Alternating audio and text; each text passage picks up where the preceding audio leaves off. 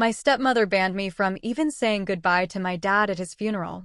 A week later, she and her kids blocked the door to the lawyer's office and told me only people actually in the will are allowed inside. I didn't argue. I just passed a folder to her attorney and waited. The second he flipped it open, all the color drained from her face. There are moments in life that shatter your world, leaving you breathless. For me, it wasn't just the shock of losing my father, my anchor, but the sickening betrayal that followed, when his new wife, Serena, barred me from his funeral, then smirked as she tried to steal everything he'd ever built. But what she didn't know was that my dad, even in his final days, was already preparing his ultimate countermove. My name is Chloe, and I'm 28 years old. Last month, I watched my stepmother, Serena, deliberately exclude me from my own father's funeral. And then, a week later, she tried to block me from the will reading, that smug look plastered across her face as she declared, "This meeting is only for heirs named in the will." Oh, but she had no idea what I was carrying. The lawyer opened my file, and her face went ghostly pale. If you've ever had to fight toxic family members trying to steal what rightfully belongs to you, you're going to want to hear this. My dad, Arthur, was my anchor, my rock, especially after my mom died of breast cancer when I was 15. It was just the two of us against the world. He was a wildly successful real estate developer in Boston, building his company from scratch. Dad worked incredibly hard, but he always made time for me. Every Sunday morning, without fail, we had our special ritual. We'd sail his small boat in Boston Harbor when the weather cooperated, then grab brunch at Harborview Cafe, talking for hours. He'd listen to my teenage drama with the patience of a saint, offering wisdom that only grew more valuable as I got older. "Chloe," he'd say, "always trust your gut. Your mother had the best instincts of anyone I knew, and you inherited that from her." When I was 19, a sophomore in college, Dad met Serena Winters at a charity fundraiser. She was attractive, charming, and seemed genuinely interested in him. I was happy for him. After 4 years of grieving mom, he deserved some happiness. But Serena came with baggage, her 2 kids, Brandon, who was 17, and Tiffany, 15. From our very first meeting, something felt off. They smiled too broadly, laughed too loudly at Dad's jokes, and their eyes lingered a little too long on the expensive furnishings in our home. Still, I tried. I really did. I invited Tiffany for coffee. I tried to connect with Brandon about his college plans. Dad was falling hard for Serena, and I wanted to support his happiness. "They just need time to warm up," Dad assured me when I mentioned the chill I felt from them. "They lost their father, too, you know." Well, not lost exactly. He abandoned them, which might be worse. The wedding happened quickly, just 6 months after they met. I stood beside Dad as his best woman, forcing a smile as Serena recited vows about honesty and devotion that, to my gut, rang utterly hollow. Changes came immediately after they moved into our family home. Photos of my mother that had always held places of honor began disappearing, replaced by portraits of Serena and her children. Family heirlooms were rearranged or stored away to make room for Serena's stark, modern tastes. Our Sunday brunches? They dwindled. First, Serena would concoct convenient conflicts. "Oh, Arthur, did you forget we have the Hendersons coming over today?" Or, "Brandon has a game, and we should all support him as a family." When we did manage our father-daughter time, Serena would call repeatedly with manufactured emergencies. Once, she called 8 times because she couldn't find the spare key to the vacation house, only for Dad to return home and find it exactly where it always was. Meanwhile, Brandon and Tiffany treated my father's home and money as their birthright. Brandon wrecked 2 cars in his first year of having a license, and Dad replaced them without complaint. Tiffany maxed out credit cards on shopping sprees, and Dad quietly paid the bills. I chose a different path. Though Dad offered to pay for my entire education and living expenses, I insisted on working through college. I took out modest student loans and worked part-time jobs. Not because I didn't appreciate Dad's generosity, but because I valued independence. "You are so stubborn, just like your mother," Dad would say with a proud smile. She never wanted handouts either. After graduating with my marketing degree, I took a job with a tech company in Seattle. The distance hurt, but we maintained our close relationship with daily phone calls and monthly visits. During those visits, I noticed subtle changes in Dad. He seemed tired, less vibrant. When I expressed concern, Serena would interject, "He's fine, Chloe. Stop being so dramatic." Men his age slowed down a bit. Over the past year, Dad's health declined more rapidly. He developed heart problems, and his once robust frame became thinner. During my visits, I noticed his medication seemed to change frequently, and he often appeared disoriented. During my last visit 3 months ago, Dad asked Serena to give us some privacy. When she reluctantly left the room, he gripped my hand with surprising strength. "Chloe, I need to tell you something important," he whispered, his eyes darting toward the door. "I've been making changes, setting things right. If anything happens to me, talk to Margaret at the office. She has something for you." Serena returned before he could elaborate, carrying a glass of water and pills for Dad. "Time for your medicine, Arthur," she said sweetly, but her eyes were cold when they flicked to me. That was the last real conversation I had with my father. I called daily as always, but increasingly Serena would answer and claim he was resting or unable to come to the phone. When I did speak with him, he sounded foggy, his words slurring. I planned to fly back to Boston the following month to check on him in person, but I never got the chance. The call came on a Tuesday night. I was working late, finalizing a marketing campaign, when my phone lit up with Brandon's number.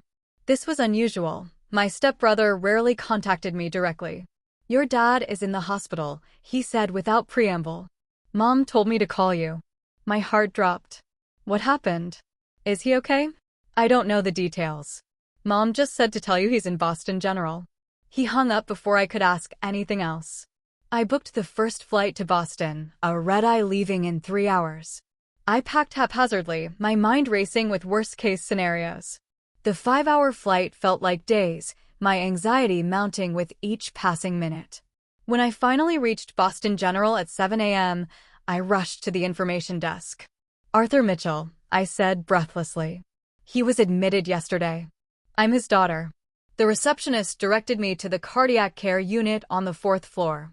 As the elevator doors opened, I spotted Serena and her children in the waiting area. Serena was dressed immaculately, as always, not a hair out of place despite the supposed emergency. "Serena, how is he? What happened?" I asked, approaching them. She stood, positioning herself between me and the hallway leading to the patient rooms. "Chloe, you didn't need to come all this way." "Of course I did. He's my father. I need to see him." Serena's expression hardened. "The doctors are allowing only immediate family at this time. Arthur needs rest, not emotional scenes." I felt like I had been slapped. "I am his immediate family. I am his daughter." "The doctors were very specific," she insisted, her voice dripping with false sympathy. "Family only right now. We'll call you if there are any changes." Tiffany smirked behind her mother, while Brandon at least had the decency to look uncomfortable. I approached the nurse's station, explaining that I was Arthur Mitchell's daughter and needed to see him. The charge nurse looked confused. "The patient's wife indicated his only children were already here," she said, glancing toward Serena. "That's his wife, but I'm his daughter from his first marriage," I explained, frustration building. "Please, I just need to see my dad." The nurse looked torn, caught in a family dispute she wanted no part of. "Let me speak with Mrs. Mitchell and the doctor," she finally said. I waited for hours. Serena and her children were allowed in and out of Dad's room, while I remained in the waiting area. Eventually, a Dr. Evans approached me. "Miss Mitchell, I understand there's some confusion about visitation." I explained the situation, and he nodded sympathetically. "Your father is heavily sedated right now. His condition is serious, but stable. We're monitoring his cardiac function. I'll allow you a brief visit, but he likely won't be conscious." Relief washed over me, but it was short-lived. As the doctor led me toward Dad's room, Serena emerged and pulled him aside for a hushed conversation. When he returned, his demeanor had changed. I apologize, but Mrs. Mitchell has informed me that your father explicitly stated he did not want visits from anyone outside his household during this hospitalization. As his medical proxy, we must respect her decisions regarding visitors. I couldn't believe what I was hearing. That is not true. My father would never say that. Please, just 5 minutes. The doctor apologized again but remained firm. Hospital security was called when I refused to leave the floor. Humiliated and desperate, I was escorted to the lobby. Over the next 3 days, I tried everything. I came during different shifts, hoping to find more sympathetic staff. I waited in the parking garage to catch doctors leaving. I called the hospital administration. Nothing worked. Serena had locked down access completely. On the 4th day, a nurse named Sarah approached me in the hospital cafeteria. "You're Arthur Mitchell's daughter, right?" she asked quietly, sitting across from me. "Yes. Have you been caring for him? How's he doing?" She glanced around before speaking. "I shouldn't be talking to you, but something doesn't feel right about the situation. Your father has been asking for you." My heart leaped. "He's conscious?" Serena told everyone he was in a coma. Sarah shook her head. "He has periods of consciousness. He's weak but lucid at times. He specifically asked about his daughter, Chloe, yesterday." Tears filled my eyes. "Can you help me see him?" "I'll try. I'm working tomorrow night. Come at 11 p.m., when visitation hours are over and the floor is quieter. I can't promise anything, but I'll try to get you in briefly." That night, I barely slept, clinging to hope that I would finally see Dad. But at 6 a.m., my phone rang. It was a number I didn't recognize. "Miss Mitchell, this is Dr. Evans from Boston General. I'm very sorry to inform you that your father passed away about an hour ago." The world stopped. "What?" "No, that can't be right. He was stable. The nurse said he suffered a massive cardiac arrest in the early hours. We attempted resuscitation, but we were unsuccessful. I'm truly sorry for your loss. I never got to say goodbye. I never got to tell him I loved him one last time, and Serena had ensured it would be that way." The funeral arrangements were completely controlled by Serena. The service was scheduled at an upscale funeral home, rather than the small chapel where my mother's service had been held, where Dad had always said he wanted his own funeral. When I arrived at the service, an usher directed me to a seat in the back, far from the family section, where Serena, Brandon, and Tiffany sat in the front row. I watched as person after person approached them with condolences, many glancing back at me with confusion. Some of Dad's oldest friends made a point of coming to sit with me or squeeze my shoulder in silent support. During the eulogy, Serena painted herself as the devoted wife who had nursed my father through his illness. She spoke of their blended family, while never once acknowledging me by name. When it came time to view the body, Serena's brother physically stepped in front of me. "Family first," he said coldly. By the time I was allowed to approach, they were closing the casket. My last glimpse of my father was partial and rushed. At the reception afterward, I overheard Serena speaking with a man I recognized as her lawyer, Marcus Thorne. "We'll proceed with the reading on Tuesday," he said. "I have all the paperwork in order." "Good," Serena replied. Arthur was very specific about his wishes. "Everything is settled exactly as it should be." The smug satisfaction in her voice made my stomach turn. I left the reception early, driving through tears back to my hotel. I had never felt so alone, so defeated. Dad was gone, and Serena had won. She had successfully cut me out of his final days, and was clearly confident about what would happen next. That night, I sobbed until no more tears would come. I had lost not only my father but also my last connection to the family I had once known. Little did I know, Dad had anticipated Serena's behavior and had set in motion a plan that would change everything. 3 days after the funeral, I was still staying at the Hampton Inn near my childhood home. Unable to bring myself to return to Seattle, I had taken bereavement leave from work, but had no real plan beyond that. The hollowness inside me made it difficult to think beyond each painful hour. A knock on my hotel room door startled me. I wasn't expecting anyone, and Serena's allies had made it clear I wasn't welcome to linger in Boston. When I opened the door, I found Margaret Davis, my father's executive assistant of 15 years, standing there looking nervous. Margaret, what are you doing here? She glanced down the hallway before answering. May I come in, Chloe? I shouldn't be seen here. I stepped aside to let her enter, confusion temporarily displacing my grief. Margaret had always been kind to me, but we weren't particularly close. Once inside, she removed a package from her large purse. It was a manila envelope, sealed with red wax bearing the imprint of my father's signet ring, the one that had belonged to his grandfather. Your father gave me this 6 months ago, Margaret explained, handing me the package. He made me promise to deliver it to you personally if anything happened to him. He was very specific that it should not be sent by mail or messenger, and that no one else should know about it. My hands trembled as I took the envelope. Did he say what it was? Margaret shook her head. Only that it was important and that you would understand what to do. She checked her watch. I should go. Serena has been at the office daily since your father died, going through his files. She fired 2 people yesterday. After Margaret left, I stared at the package, afraid of what it might contain, yet desperate to connect with Dad one last time. Finally, I broke the wax seal and opened the envelope. Inside were 3 items. A handwritten letter on my father's personal stationery, a legal document in a sealed envelope marked with the logo of a firm I didn't recognize, and a small key taped to a card with an address and box number for First National Bank.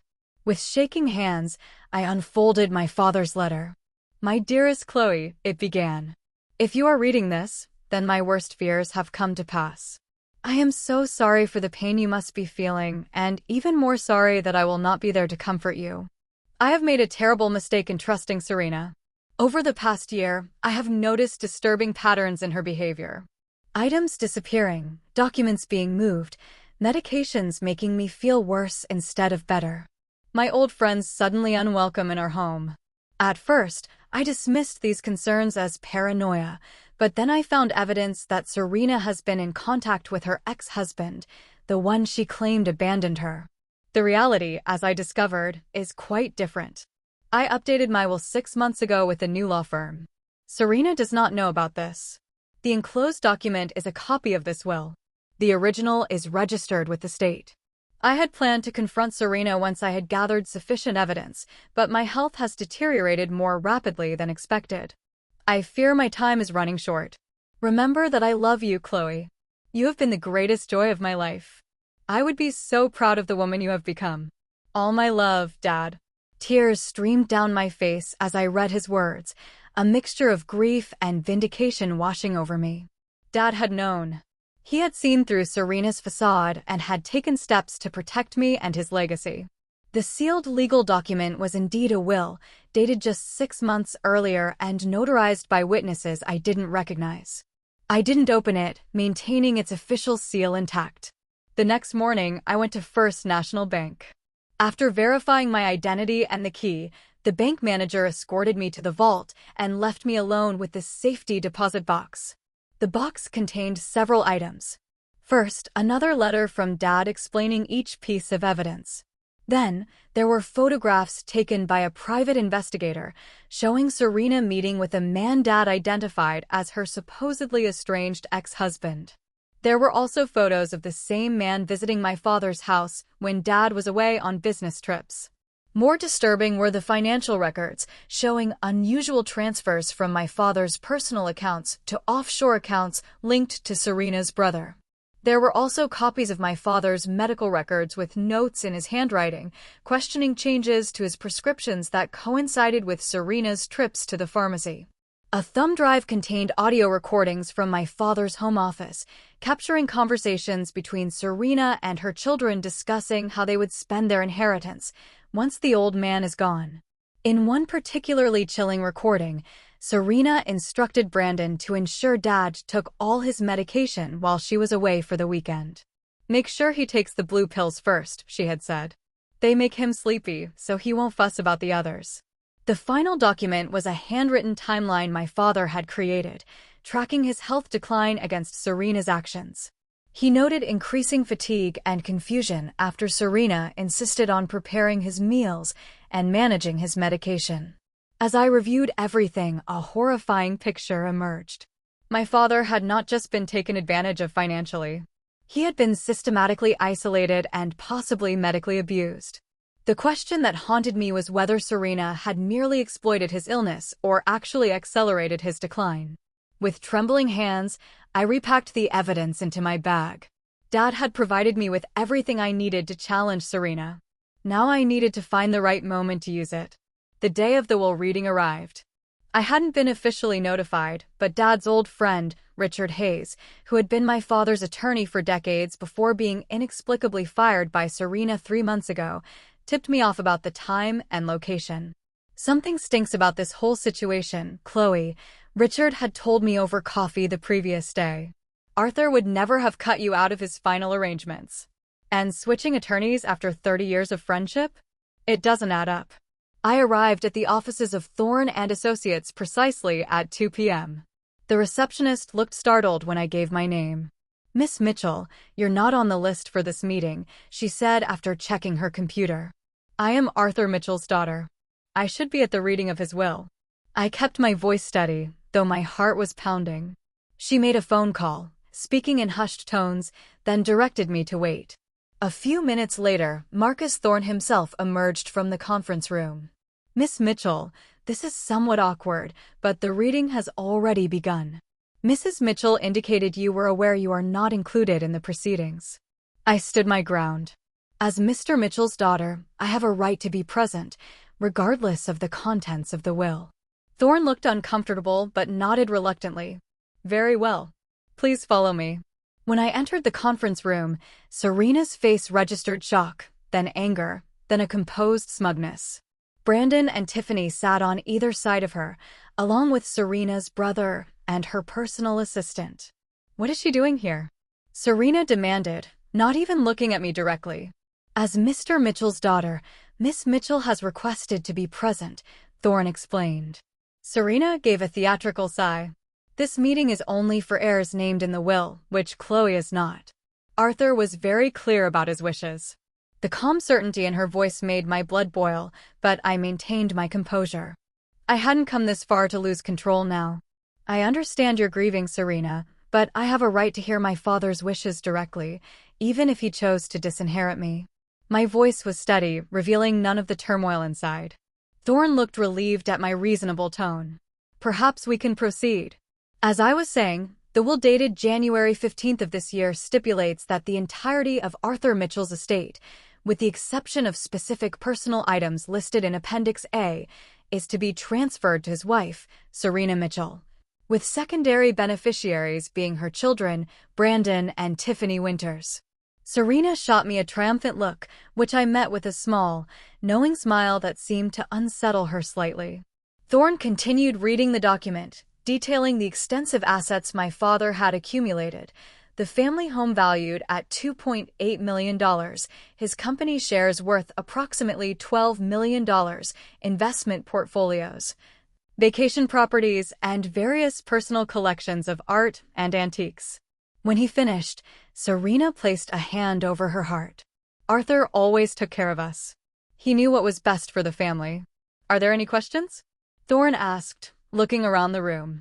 I reached into my bag and removed the sealed document Margaret had delivered. "Actually, I believe there has been a mistake." All eyes turned to me as I stood and walked to Thorne's position at the head of the table. I placed the document before him. "What is this?" he asked, frowning at the unfamiliar law firm seal. "This is my father's most recent will, executed and filed with the Commonwealth of Massachusetts 6 months ago." Serena shot to her feet. "This is ridiculous. Arthur would have told me if he updated his will." Thorne examined the document carefully, breaking the seal and reading through the first few pages. His expression changed from skepticism to concern. "This appears to be a legally executed will, dated more recently than the one we have been discussing. It bears Mr. Mitchell's signature, which I recognize, and proper witness attestations." He looked up at Serena. "Mrs. Mitchell, were you aware of this document?" Patricia's face had drained of color. "This is preposterous. It must be a forgery." Thorne continued examining the document. "It contains language specifically revoking all prior wills and codicils. If this is authentic, it would supersede the will we were just reviewing." "Read it," I said quietly. Thorn cleared his throat and began to read. The new will painted a very different picture of my father's wishes.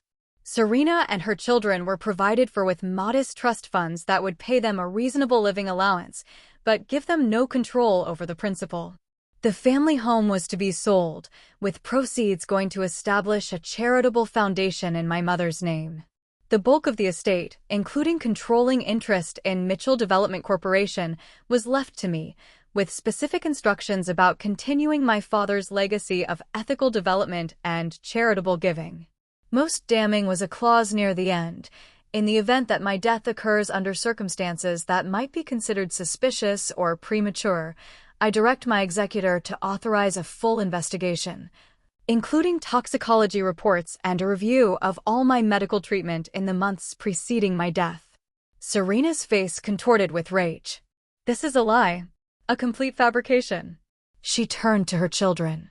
Tell them your father would never do this to us. Brandon looked stunned, while Tiffany began to cry dramatically. Thorn held up a hand. Mrs. Mitchell, please. This document contains a notary seal and witnesses. It appears to have been filed with the state. If you contest it, we will need to proceed through proper legal channels. Contest it? I will destroy it. Arthur loved me. He would never have done this behind my back. That ungrateful bitch turned him against me. After everything I did for him. Serena's carefully maintained composure had completely evaporated. Her brother tried to calm her, but she shrugged him off violently. Mrs. Mitchell, Thorn said firmly. I must advise you that outbursts of this nature will not help your position if you choose to contest this will. The language here is quite clear, and there are additional sealed instructions regarding potential investigations into Mr. Mitchell's death. At the mention of investigations, Serena went still. Her eyes darted to the door, as if calculating an escape route. I remained calm, watching the scene unfold exactly as Dad had predicted. Serena, I think we both know Dad saw through you at the end. This is his final message to you. You know nothing, she hissed. Your father was a confused old man. He didn't know what he was signing. Thorn, now visibly uncomfortable with the direction of the conversation, interjected, I believe we should adjourn this meeting until we can verify the authenticity of this new document, though I must note that it appears to be in order and the firm listed is reputable. Verify it? There's nothing to verify. I am his wife. Serena gathered her belongings frantically. This meeting is over. My attorney will be in touch. She stormed toward the door, pausing only to spit final words at me. This is not over, Chloe. Her children followed her out, Brandon looking back at me with an unreadable expression. The room fell silent after their departure. Thorn sighed heavily. Miss Mitchell, I apologize for the confusion. I had no knowledge of this updated will. I understand, I said. My father anticipated Serena's actions. That's why he took precautions. As I gathered my own belongings, I felt a strange sense of calm. Dad had reached out from beyond the grave to protect me and expose Serena's true nature. The battle was far from over, but the first decisive victory was mine. The immediate aftermath of the will reading was chaos. Serena refused to vacate the family home as required by the newly discovered will, changing the security codes and instructing the staff not to admit me under any circumstances. My phone filled with vitriolic text messages from Serena, alternating between threats and attempts to gaslight me about my father's mental state when he signed the new will. Her brother, whom I had never trusted, left menacing voicemails suggesting I back off before things get ugly. I checked out of the hotel and moved to a different one under an assumed name, unsettled by the intensity of Serena's reaction. The next day, I met with Jessica Riley, an attorney specializing in contested wills and estate fraud.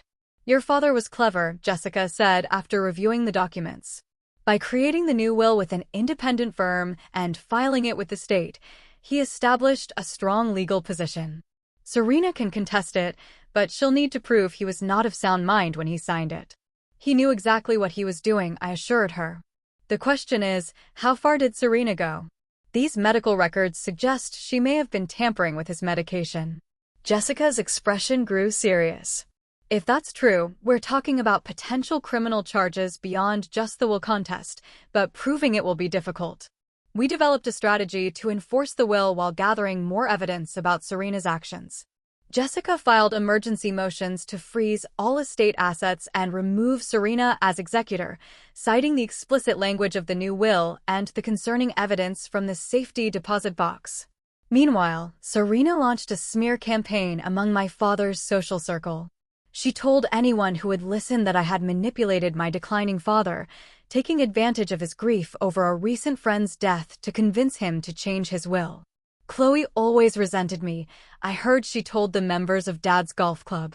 She couldn't accept that Arthur found happiness again after her mother died. She poisoned him against his new family. The irony of her using the word poisoned was not lost on me. A week after the will reading, I returned to my hotel room to find the door slightly ajar. My heart racing, I called hotel security before entering. The room had been searched, items moved and rearranged. Most concerning, the copies of Dad's medical records were missing, though I had fortunately kept the originals in a secure location. The hotel's security footage showed a man in a maintenance uniform entering my room, but his face was never clearly visible to the camera. The hotel manager was apologetic, but could offer little help beyond changing my room and adding security. That evening, I received a surprising text from Brandon. Need to talk. Not with Mom. Plaza Cafe tomorrow, 10 a.m. I was wary of a trap, but curious enough to agree, choosing a public location and arriving early to ensure I wasn't being set up. Brandon arrived alone, looking tired and conflicted. I don't know what to believe anymore, he admitted after ordering coffee. Mom is falling apart. She's drinking all day, making frantic calls, and burning documents in the backyard. Burning documents? I leaned forward. What kind of documents? He shrugged. I don't know exactly. Financial stuff, I think. She sent Tiffany and me away when she realized we were watching.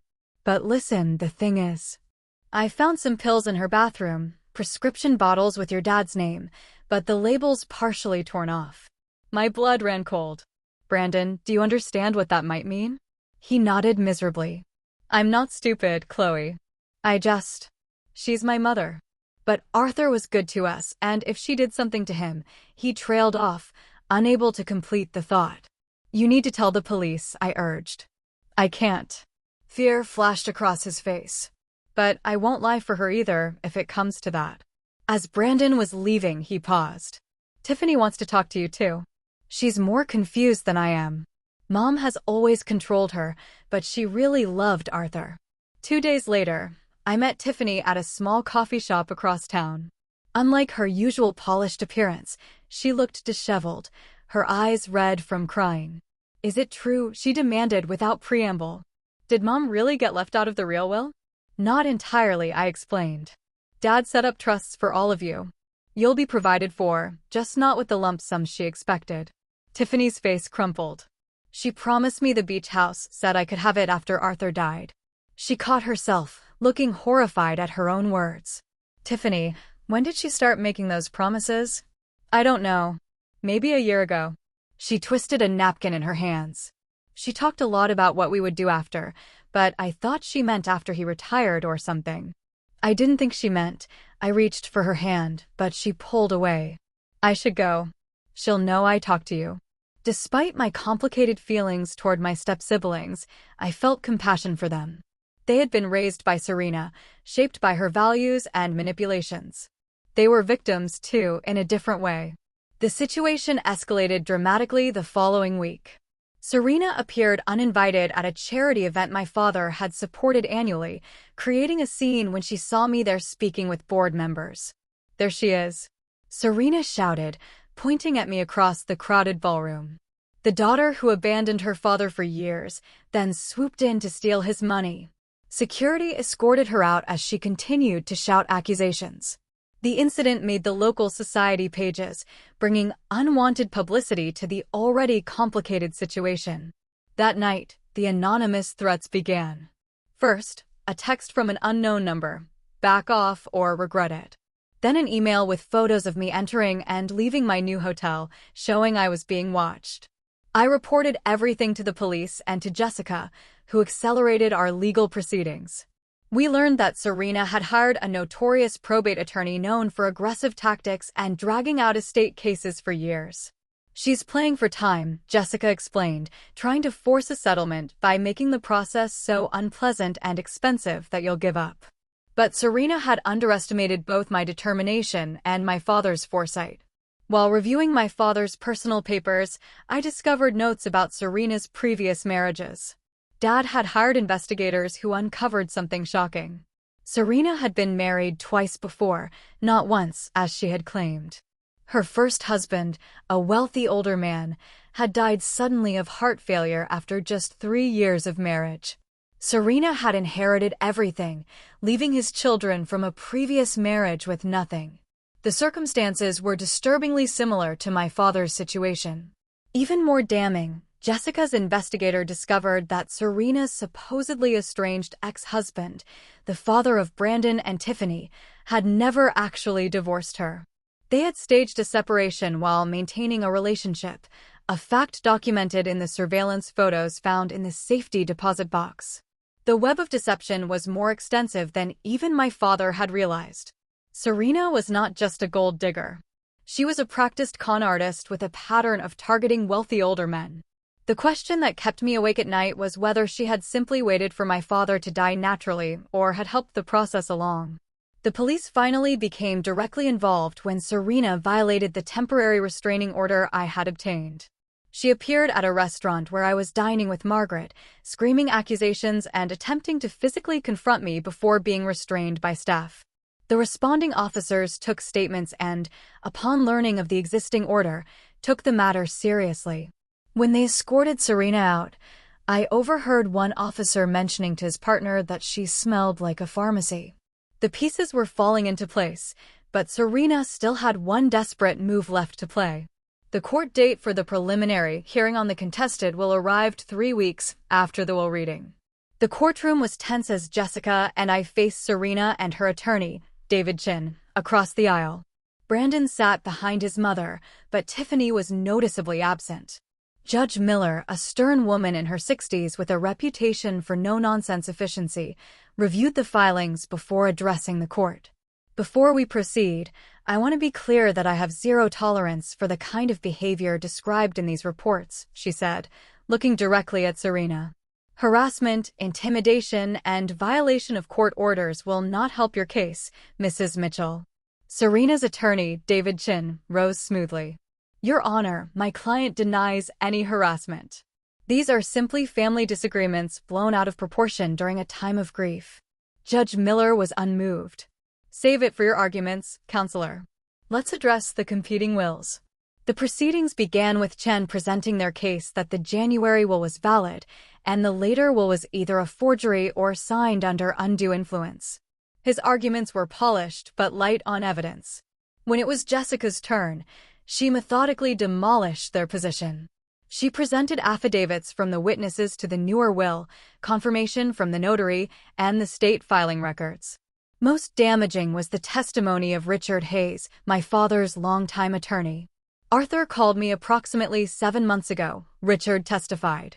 He expressed concerns about his wife's behavior and asked for recommendations for an independent attorney, as he wished to update his will without Mrs. Mitchell's knowledge. He was of completely sound mind and explained his reasoning clearly. Serena glared at Richard, who had once been a dinner guest in their home. He met her gaze steadily before continuing. Arthur told me he had discovered financial improprieties and was concerned about his medical care. He believed Serena was deliberately isolating him from his daughter and friends. Chen objected, claiming this was hearsay, but the judge allowed the testimony as evidence of my father's state of mind when changing his will. The most surprising moment came when Brandon asked to address the court. Serena hissed at him to sit down, but he approached the witness stand anyway. Under oath, Brandon described finding prescription bottles hidden in Serena's personal effects, overhearing arguments between Serena and Mark Sterling about speeding things up, and witnessing Serena preventing me from seeing my father in the hospital. Arthur was good to us, Brandon concluded, his voice breaking. He didn't deserve what happened to him, and Chloe doesn't deserve what my mother is doing to her now. Serena's face was a mask of fury. When Chin called her to testify, she had composed herself, playing the role of grieving widow with practiced skill. She spoke of my father's declining mental state, my alleged abandonment when I moved to Seattle, and the happy blended family that had been destroyed by my jealousy and greed. It was a convincing performance, but it crumbled under Jessica's cross-examination. Using the timeline my father had created, Jessica walked Serena through specific dates and events, catching her in multiple contradictions. Mrs. Mitchell, can you explain why you told the court you were with your husband continuously during his final days, yet credit card records show you dining at Chez Maurice with a Mr. Mark Sterling on the evening before Mr. Mitchell's death? Serena stammered. That was a brief business meeting. Mark is my ex-husband. We were discussing the children. The same ex-husband you claimed abandoned you and your children? The man you told Arthur Mitchell you never wanted to see again. Jessica pressed. That is not relevant to this proceeding. Chin interjected. Jessica turned to the judge. Your Honor, it speaks directly to Mrs. Mitchell's credibility and pattern of deception. The judge agreed, and Jessica continued her methodical dismantling of Serena's testimony. By the time she finished, Serena was visibly shaken, her carefully constructed facade cracking. When all arguments concluded, Judge Miller took only a brief recess before returning with her decision. Based on the evidence presented, I find the will dated July 15th to be valid and enforceable. The earlier will is hereby declared revoked. Mrs. Mitchell is removed as executor of the estate, and Ms. Chloe Mitchell is appointed in her place, as specified in the valid will. Serena gasped audibly while relief washed over me. The judge continued, furthermore, I am referring this matter to the District Attorney's Office for investigation of potential elder abuse, fraud, and misconduct. Mrs. Mitchell is ordered to vacate the family residence within 48 hours and to turn over all financial records related to Mr. Mitchell's accounts. As we left the courtroom, Detective Hayes from the Boston Police Department approached us. Miss Mitchell, I would like to speak with you about your father's medical records. Over the next several weeks, the full extent of Serena's deception unfolded. The police investigation revealed that Serena had never legally divorced her second husband, Mark Sterling, making her marriage to my father potentially invalid. More disturbingly, toxicology tests ordered on preserved samples of my father's blood from the hospital showed elevated levels of digoxin, a heart medication he had not been prescribed. Serena's careful house of cards collapsed completely when Tiffany, in a moment of remorse or self-preservation, turned over a journal in which she had tracked my father's medication, noting which combinations made him most compliant and forgetful. Criminal charges were filed against Serena for fraud, elder abuse, and as an accessory to involuntary manslaughter. Mark Sterling was charged as a co-conspirator. While the legal process would take months or even years to fully resolve, Serena's reign of terror was effectively over. The media coverage was intense and painful. Headlines like "Black Widow Strikes Again" and "Daughter's Detective Work Unveils Deadly Plot" turned our family tragedy into public entertainment. I declined all interview requests, focusing instead on honoring my father's legacy and rebuilding what Serena had tried to destroy. As I sorted through my father's belongings in the family home, now emptied of Serena's presence, I discovered treasures she had hidden away. Photos of my mother that had disappeared from display, letters they had written to each other during their courtship, even my childhood art projects my father had carefully preserved. In his study, behind a false panel in his bookshelf that Serena had apparently never discovered, I found a collection of videos my father had made over the years. Some were from my childhood. Others were more recent reflections on his life and hopes for the future. The most recent was dated just 2 months before his death. "Chloe," he said, looking directly into the camera, his face thin but his eyes clear. "If you are watching this, then things have gone as I feared they might. I want you to know that I realized my mistake with Serena, and I have done everything I can to protect you and what we built together." He paused, emotion overcoming him momentarily. "I should have trusted your instincts about her from the beginning. You have your mother's wisdom. I hope you can forgive my foolishness." Tears streamed down my face as I watched. "I forgive you, Dad," I whispered to the screen. "Remember what matters," he continued. "Not the money or the properties, but the values we share." integrity, compassion, perseverance. Those are your true inheritance, and no one can ever take them from you. In those moments, watching my father's final messages, I felt him with me again. Not just in memory, but in spirit. Despite Serena's best efforts, she had failed to destroy the bond between us. In the end, love and truth had prevailed. 6 months after the courtroom confrontation with Serena, I finally moved back into my childhood home. The process of reclaiming the space was both painful and healing. I had considered selling it as specified in the will, but after careful consideration and consultation with the estate attorneys, I decided to maintain ownership and convert part of the property into the headquarters for the Elizabeth Mitchell Foundation, named after my mother. The foundation, funded by a significant portion of my inheritance, would focus on supporting cancer research and providing resources for children who had lost parents to illness. It felt like the perfect way to honor both my parents' legacies. As I wandered through the renovated spaces, memories of my childhood mingled with fresh paint and new furnishings. I had removed most traces of Serena's cold, modern aesthetic, restoring the warm, comfortable style my mother had originally created. Margaret, who had continued working for Mitchell Development during the transition, joined me for tea in the sunroom that had always been my mother's favorite space. "Your father would be so proud," she said, looking around at the transformation. He was so worried near the end, not just about the money, but about his legacy being twisted. "Did he ever tell you what first made him suspicious of Serena?" I asked. Margaret nodded. "It was something small, actually. He noticed her removing photos of your mother from his bedside table when she thought he was asleep. When he confronted her, she claimed she was just dusting them. But it started him thinking about other changes she had made, how isolated he had become. We talked for hours about my father's final year, filling in gaps in my understanding. Margaret shared stories I had never heard, including how my father had secretly maintained contact with many of his old friends, despite Serena's efforts to cut him off. "He never stopped talking about you," she assured me. "Every achievement, every call, those were his brightest moments." The legal proceedings against Serena continued to unfold. She remained in custody, denied bail due to the severity of the charges and her substantial flight risk. Brandon had agreed to testify against her in exchange for immunity from any accessory charges. Tiffany's situation was more complicated. Psychological evaluations suggested she had been severely manipulated by her mother throughout her life, creating an unhealthy dependence. She was receiving therapy while staying with her biological father's sister.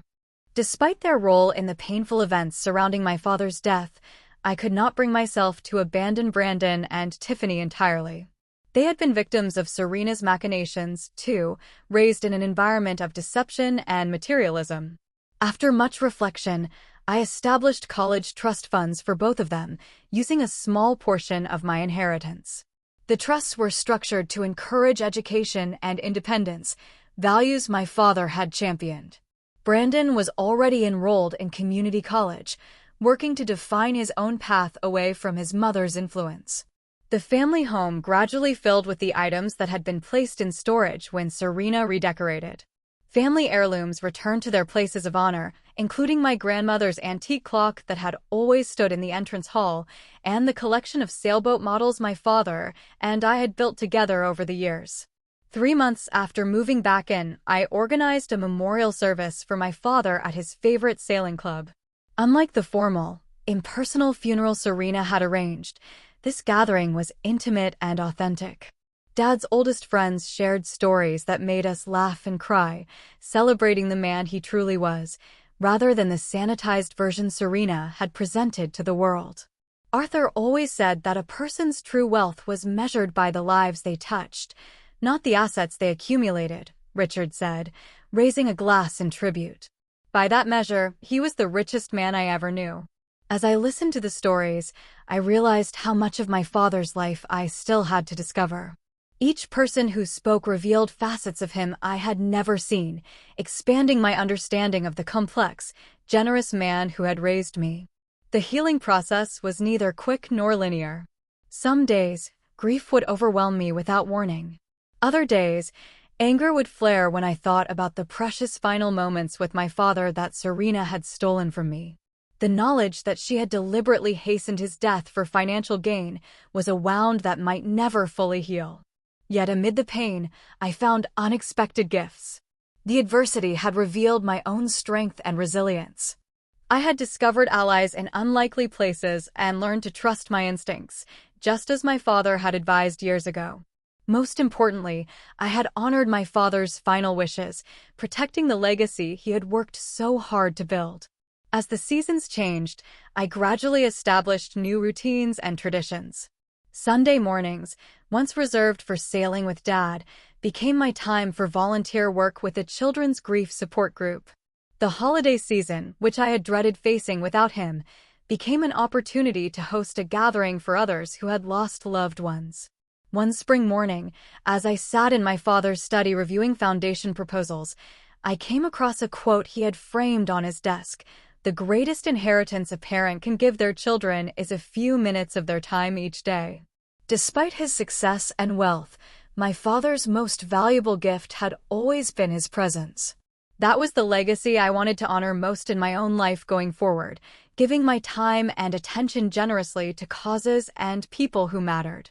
The legal system eventually delivered its verdict on Serena. She was convicted on multiple counts and sentenced to 20 years in prison. The news brought a complex mix of emotions. Not the triumphant satisfaction I might once have expected, but a quieter sense that justice had been served and that my father could rest in peace.